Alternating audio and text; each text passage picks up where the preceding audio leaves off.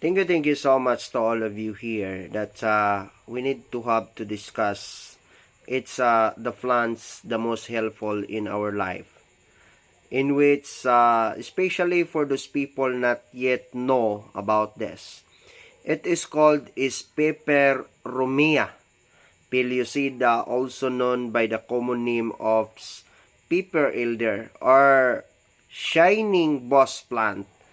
And there is a lot of names, crab claw herbs, and called is man-to-man plants. It is annually.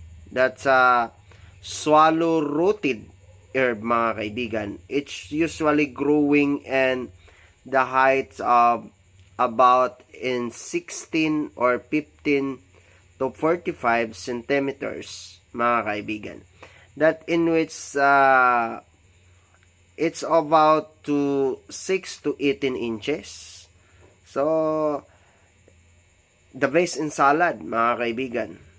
But you know, in University of the Philippines, for how many long years to study, that they discovered that this plants is the most helpful to the disease, like gout, most probably, and kidney diseases, cardiovascular, and rheuma, arthritis, and many others. So, even me, for how many long years, mga kaibigan, to use this as salad. So, I have a lot more.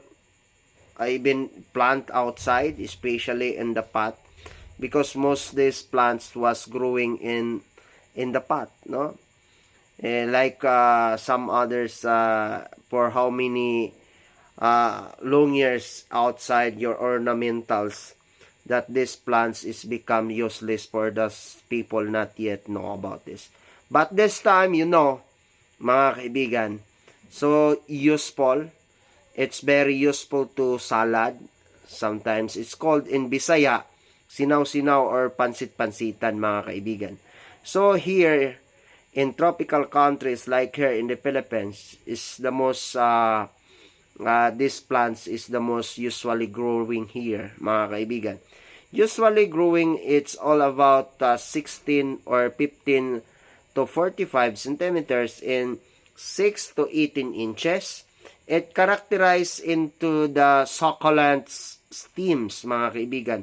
We say called like a transparent, mga kaibigan. And also, it heart in shape, mga kaibigan. So, thank you so much all of you to guide. Especially, even TV Patrol, Noli de Castro was broadcasting this, mga kaibigan. It is a Aplasia leaves, no? It's Aplasia leaves, mga kaibigan. And also, there is a tiny leaves like this, no? And also, the seeds is like dots, no? The seeds is look like a dots, kung makikita ho ninyo. So, thank you so much to all of you. Especially those people not yet know about this. At most probably, I have a lot of my pimples before, in which acne. And I grind this and then I applied it to my face. But now, because we are go older, I have a melasma. But before, I am so pretty boy, mga kaibigan.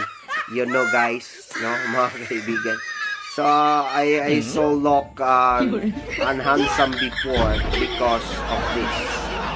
So, as we go older, the melasma will come out. We could not hide that. So, I am a 40. The life begins 40 years old. You know that according to the science, according to the psychology, that life begins to the 40. So, it is the plants called a pepper elder, or known to be Peperomia pellucida, or known to be a man-to-man. It's a fleshy leaves, and the seeds is look like a dot.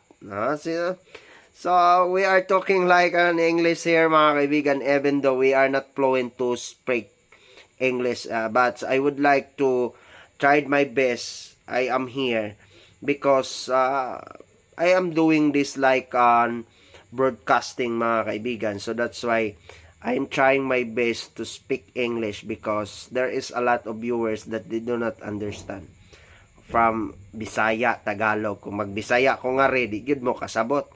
No, mayong gabi in English, good evening. In Italy, buonasera. No? Buonasera, mga kaibigan. So, thank you so much to all of you. It is called a peperomia pellucida, known to be a pepper elder, a shining boss plant, and also crab claw plant, or known to be a mantuman, is shiny, or the tiny, and the seeds is locked like that, mga kaibigan. So, thank you so much to all of you. So, it is the plants. Isa raman siya plant, ni. So, thank you so much sa inyong lahat, mga kaibigan, for this night.